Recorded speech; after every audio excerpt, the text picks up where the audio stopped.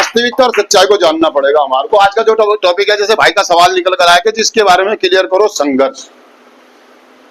मैं जो समझ पा रहा हूं या जो मेरे को लगता है वो यही है कि यार संघर्ष मतलब खुद के साथ हर्ष भी और संघर्ष भी है। जब तक मैं स्वीकार नहीं करूंगा क्लियर करती कि मैं पावरलेस हूं, शक्तिहीन हूं, चीजों के आगे, व्यक्तियों के आगे, वस्तुओं के आगे, मेरा संघर्ष चलता रहेगा। जैसे हमें प्रथम आवश्यकता में बताया गया है, एक बात क्लियर कही गई है हमारी प्रथम आवश्यकता में, ये बताती है कि खुद की मर्जी से चलने वाला जीवन शायद ही कभी सफल होता है। इसी आधार पर हमारा किसी ना किसी व्यक्ति या चीज से संघर्ष चलता ही रहता है, चाहे हमारा उद्देश्य कितना ही अच्छा क्यों ना हो। उद्देश्य मतलब मोटिव। आप घर में पेंट करना चाह रहे हैं, अपनी पसंद का करना चाह रहे हैं, अपनी जेब से कर रहे हैं, लेकिन घर वालों को पसंद नहीं है।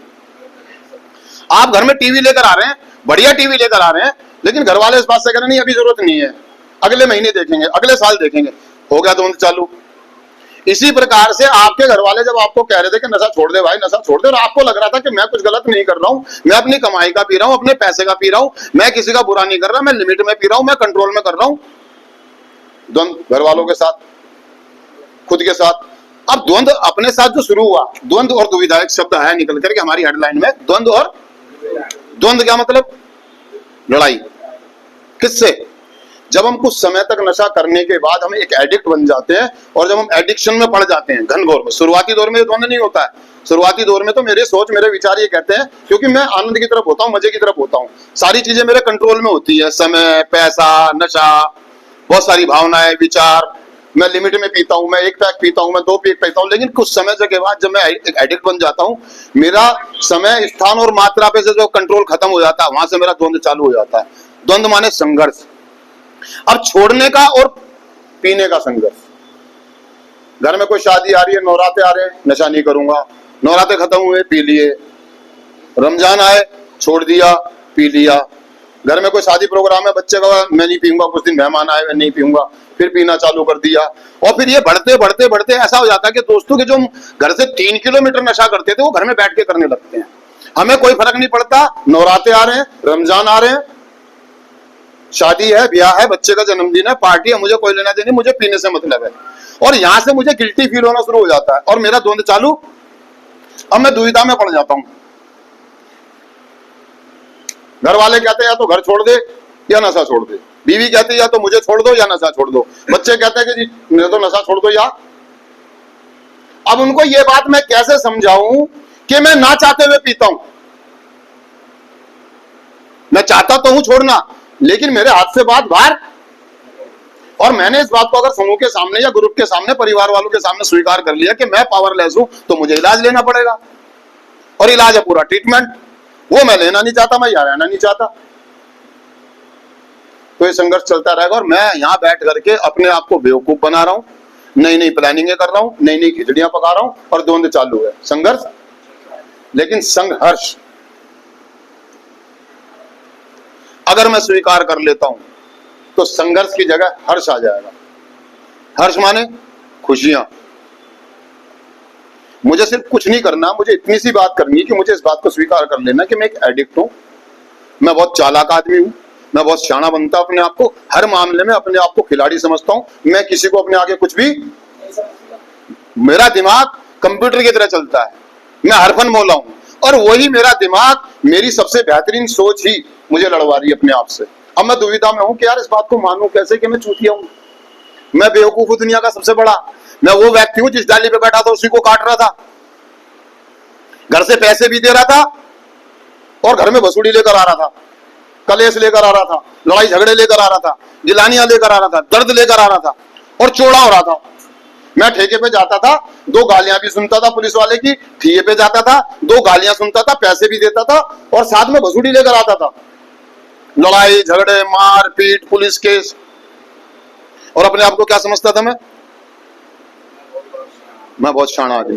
तो दोस्तों ये अगर ये द्वंद करना, ये द्वंद और ये चीजें करनी है और आपको संघर्ष की जगह अपने अंदर खुशी लानी है, तो सबसे पहली चीज है मुझे अपने अंदर ईमानदारी लानी पड़ेगी अपनी समस्या के प्रति। क्या सही में मैं समझदार हूं, इंटेलिजेंट हूं? अगर मैं समझदार होता, इंटेलिजेंट होता, यहां नहीं होता। अपनी समस्या के प्रति ईमानदार होना पड़ेगा। क्या मैं अपने आप से प्यार करता हूं? अगर मैं अपने आप से प्यार करता तो मैं ऐसे ड्रामेबाजी नहीं करता। तो सबसे पहली बात है कि मुझे खुद से पूछना होगा कि मैं हूं कौन और मेरी लड़ाई किससे है। मेरी लड़ाई है अपने आप से। जो मेरी बीमारी मुझे बोलती है या मेरा शाना दिमाग, मेरी शैतानी खोपड़ी जो बोलती है सब कुछ ठीक है, कोई दिक्कत नहीं है, लेकिन हकीकत में दिक्कत तो।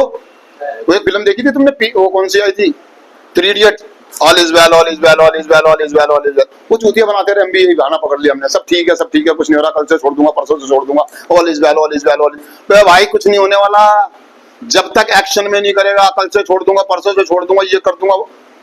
शुरुआत जिस दिन आपने इस बात को स्वीकार कर लिया कि मैं पावरलेस हूं और आपने नशा बंद करने की इच्छा प्रकट कर दी, सरेंडर कर दिया, उस दिन ये दुविधा और द्वंद खत्म।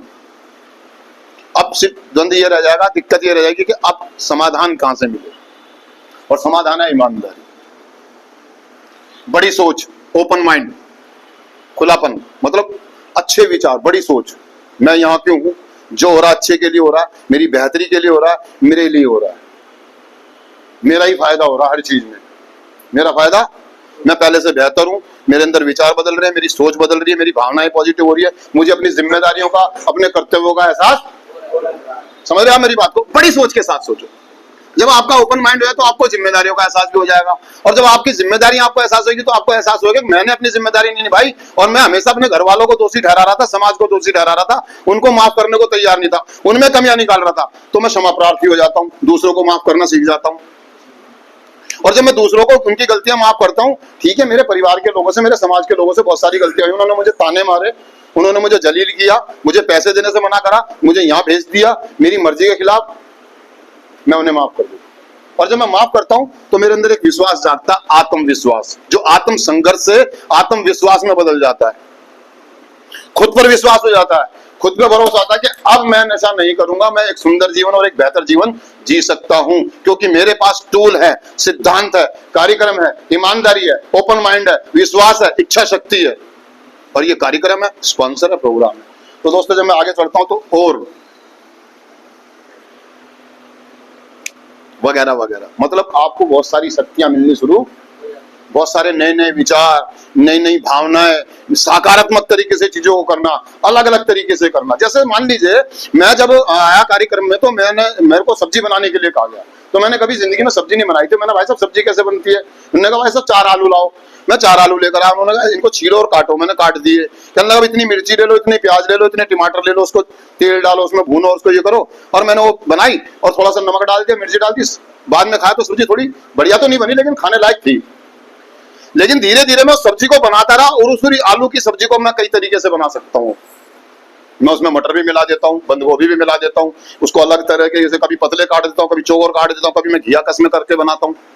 सकारात्मक तरीके से एक ही चीज को अलग अलग तरीकों से करना सीखना, एक ही कार्यक्रम को, एक ही प्रोग्राम को अलग अलग तरीकों से करना सीख जाऊं, क्योंकि मेरे को ना द्वंद खत्म हो गया।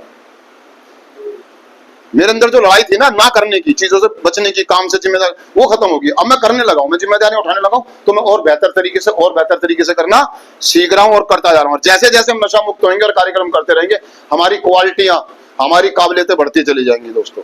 थैंक यू दोस्तों, शुक्रिया।